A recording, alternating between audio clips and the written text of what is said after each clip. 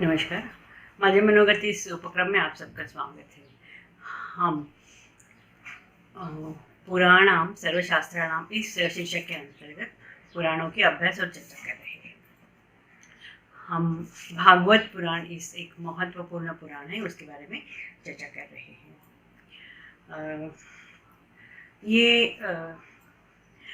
ये देखते हुए मुझे बहुत बहुत आनंद हो रहा है कि ये आज का जो एपिसोड है ये हमारा सेंचुरी का एपिसोड है। शतक आज बन गया है। जब शुरू किया तो 100 क्या 50 भी किस तरह से उसको रिस्पॉन्स आएगा, किस तरह से आप सब लोग उसको देखेंगे, ये मतलब श्योर नहीं था। लेकिन अभी देखते देखते 100 एपिसोड हो गया। इसके लिए आप सबका, आप जो देखने वाले हैं उन सबका बहुत बहुत धन्यवाद। हम लोग भागवत पुराण के उस प्रसंग में आ गए हैं जहाँ श्री कृष्ण भगवान जो है अपना अवतार वो समाप्त करते हैं। 10वें स्कंद में, वैसे तो 10वां स्कंद में भगवान श्री कृष्ण का जो अवतार है वो समाप्ति की कथा है। उसके बाद 11वें स्कंद में वही कथा रिपीट की है और ज़्यादा विस्तार से उसको बताया हमने। भगवान श्री कृष्ण का सानिध्य पाकर या भगवान श्री कृष्ण के साथ रहते हुए जो यादव जो है, जो श्री कृष्ण भगवान के जो रिलेटिव्स हैं, वो इतने उन्मत्त हो गए क्योंकि उनको इतने उन्मत्त हो गए और कि वो खुद को शक्तिशाली समझने लगे और कृष्ण को से भगवान श्री कृष्ण को कम महत्व देके अब खुद उत्पात मचा रहे थे। पूरे राज्य के लोगों को उन्होंने बहुत उनको तंग करना शुरू किया, उनको त्रासदी देना शुरू कर दिया। तब श्री कृष्ण भगवान को लगा ही उस वक्त कि मेरा जो है अभी ये अवतार पूर्ण करने का समय आ गया है। इसलिए जैसे कि हमने 10वें स्कंद में देखा कि वो यादवों ने एक ऋषि को पूछा, उनको पूछा कि इस युवती को पुत्र होगा या पुत्री। उसके बाद उन्होंने शाप दिया। उसके बाद वो जो शिकारी को वो लोहे का टुकड़ा मछली के पेट में मिला और उन्होंने वो उसी से श्री कृष्ण भगवान को बाण मारा और श्री कृष्ण भगवान का अवतार समाप्त हो गया। अभी ये समाचार सुनते ही सारे जितने भी श्री कृष्ण के जो भक्त थे वो बहुत ही दुखी हो गए और स्पेशली अर्जुन और पांडव और उनके जो हस्तिनापुर के जो लोग थे वो मतलब मानो उनके प्राण चले गए। स्पेशली अर्जुन को तो ऐसे लगा कि उसका जो अंग जो है, आधा अंग मानो टूट गया है। और श्री कृष्ण भगवान को देखने के लिए या श्री कृष्ण भगवान मतलब उनका देह नहीं रहा या उन्होंने अपना अवतार समझ लिया और सब पांडव और हस्तिनापुर के लोग श्री कृष्ण भगवान को मिलने के लिए वहाँ श्री कृष्ण भाग गए। वहाँ श्री कृष्ण भगवान के साथ उनके जो शिष्य थे, उनके जो प्रिय मित्र थे, उद्धव वो उनके साथ थे।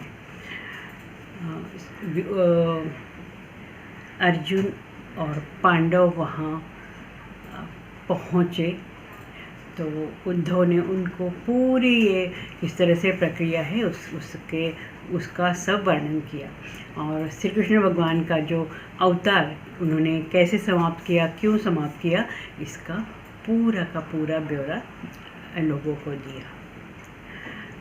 अब श्री कृष्ण भगवान ने तभी वो जो यादव है उनको प्रभास क्षेत्र में जाने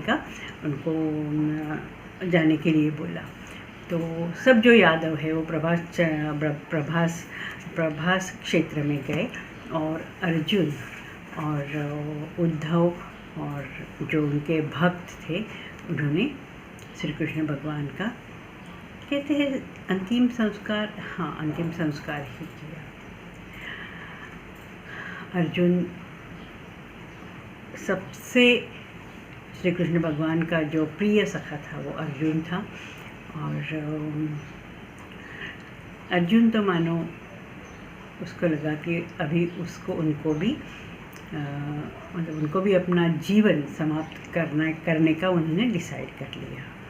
लेकिन उससे पहले वो सब हस्तिनापुर के जो लोग थे, हस्तिनापुर के जो राजा थे, उनको पूरा भार सौंपकर फिर वो जाना चाहते थे।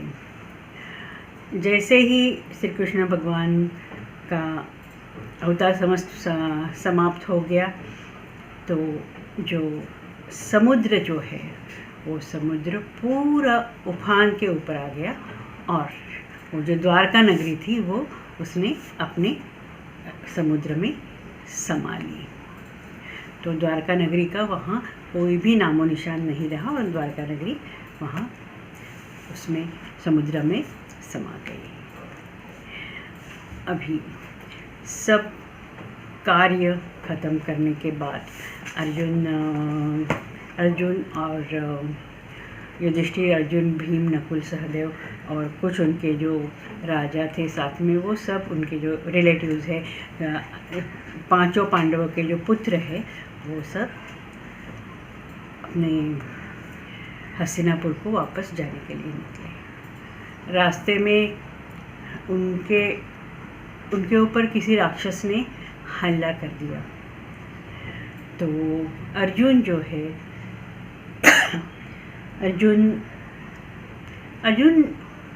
ने उनका मुकाबला करने के लिए उनका जो लड़ाई जो है वो उसके ऊपर, मतलब उसने हमला किया राक्षस ने, तो अर्जुन उनको लड़ाई करने के लिए आगे बढ़ा। लेकिन वो अर्जुन जो है वो इतना बलवान, इतना बलशाली अर्जुन जो है वो उससे मुकाबला नहीं कर पाया, उसको हारना पड़ा। तभी अर्जुन के मन में, अर्जुन को पता चल गया कि जो कुछ मेरा जो शक्ति था, मेरा जो शूरता थी, मेरा जो वीर्य था, वो सब श्री कृष्ण भगवान ही थे। और श्री कृष्ण भगवान जाने के बाद मुझ में मेरा कुछ भी नहीं रहा। और इसके लिए पांचों पांडवों ने ये पूरा धरती पृथ्वी छोड़ने का निश्चय किया, और वो हस्तिनापुर पहुंच गए। हस्तिनापुर पहुंचने के बाद उन्होंने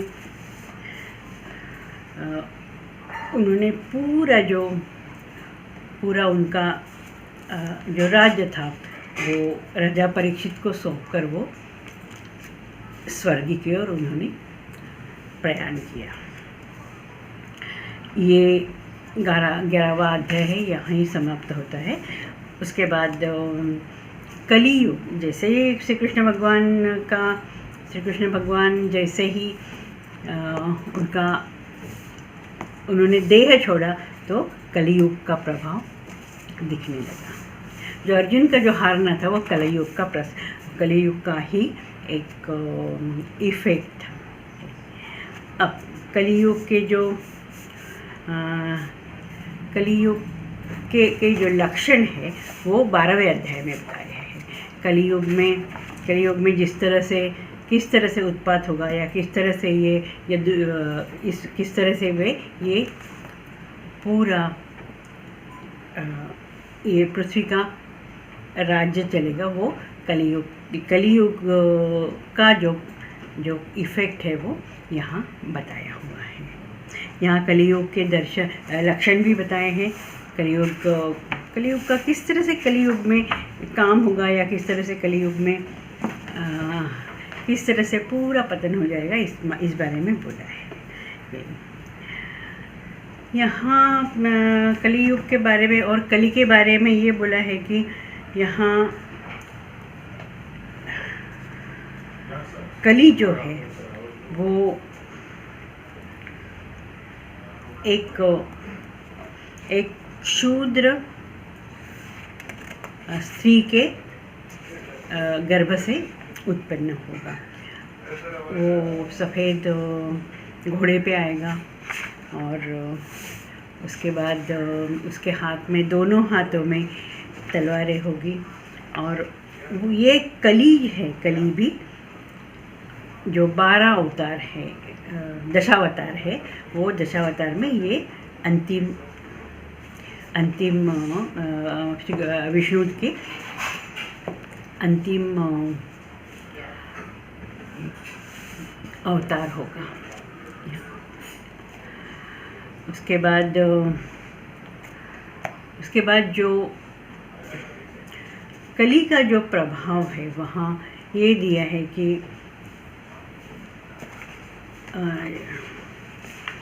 जो राजा है, राजा होते हैं और राजा के जो मंत्री है वो राजा के जो पुत्र है वो राजा को मारेंगे और खुद मतलब उस राज्य में शासन करेंगे। जो छोटे लोग हैं, जो राजा से उनका जो दर्जा है वो नीचे है, वो लोग भी मतलब अपने वरिष्ठ को मार के, उनका वध करके राजगद्दी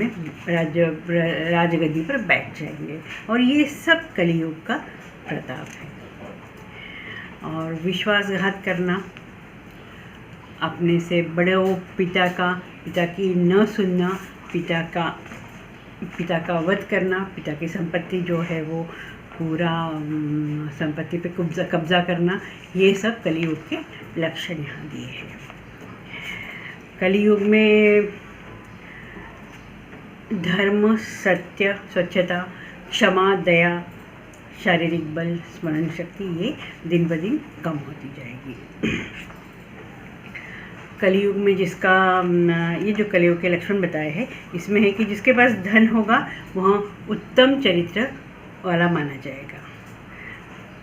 समाज में जो पद है उसके अनुसार, उनका पद है, उनके पास जो संपत्ति है उसके अनुसार उनको आदर सत्कार मिलेगा।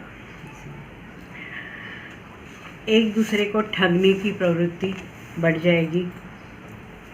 और यहाँ एक जो धार्मिक बात है उसमें कहा है कि जिसके पास केवल बाह्य प्रतीक है, माला या तिलक, उसको धारण करने से वही व्यक्ति धार्मिक माना जाएगा। जिसके पास अधिक धन नहीं है उस व्यक्ति को चोर माना जाएगा। और उसका जो चरित्र है या उसको विश्वसनीयता है, उनका संदेह हो जाएगा। चतुराई से बोलने वाले जो व्यक्ति है उसको पंडित माना जाएगा। तीर्थ क्षेत्रों में लोगों को लूटने की प्रवृत्ति बढ़ जाएगी। और जिसके पास लाठी होगी वहीं उसकी भैंस, जिसकी लाठी उसकी भैंस, ये इसके अनुसार सब जो कारोबार है वो चलेगा। वातावरण दूषित हो जाएगा। उसके बाद अत्यंत ठंडी, अत्यंत गर्मी, अत्यंत वर्षा, तूफान, हिमपात, इससे सब लोग पीड़ित रहेंगे। अपने पापपूर्ण स्वभाव से लोग कलह, भूख, प्यास, रोग और चिंताओं से ग्रस्त रहेंगे। यहाँ कली के बारे में और भी थोड़ा विस्तार से दिया है कि यहाँ इस समय भगवान विष्णु शंभल नामक गांव में जन्म लेंगे। ये पुराण में दिया है, भागवत पुराण के 11वें स्कंद में। उनके पिता का नाम होगा विष्णु यश, जो ब्राह्मणों में श्रेष्ठ होंगे। जो कली का जो घोड़ा है उसका नाम होगा देवदत्त, और वह सवार होकर अपने कली दोनों अपने दोनों हाथ में तलवार लेके पृथ्वी पर आएंगे और अपना जो अतुलनीय ऐश्वर्य है और अपना जो अवतार है, ऑफकोर्स ये विष्णु का ही अवतार है, तो वो विष्णु के अवतार से वो गलत लोगों से या पापी लोगों का वध करेंगे, उनका नाश करेंगे। इस तरह से कलयुग के बारे में बोला। और एक बहुत इंटरेस्टिंग बात यहाँ दी है कि कली का हर एक जो युग है, उसका जो सत्ययुग है, त्रेता, द्वापर और अभी एक कली, इसके जो वर्ष जो है वो भी नक्की किए हुए हैं। तो कलियुग का जो उनका जो काल है वो देवताओं के 1200 साल, इसका मतलब मनुष्य के 4,32,000 मानवीय वर्षों का कली का काल होगा। ये सब जो बातें हैं वो शुकदेव परीक्षित को समझा रहे हैं। भागवत पुराण पूरा उन्होंने बोला है उससे। और आगे 12वें यहाँ 11वें स्कंद तक ख़त्म होता है। उसके बाद 12वें स्कंद में भी यही जो विषय है वो कंटिन्यू हो रहा है। आज हम यही लिखते हैं। नमस्कार।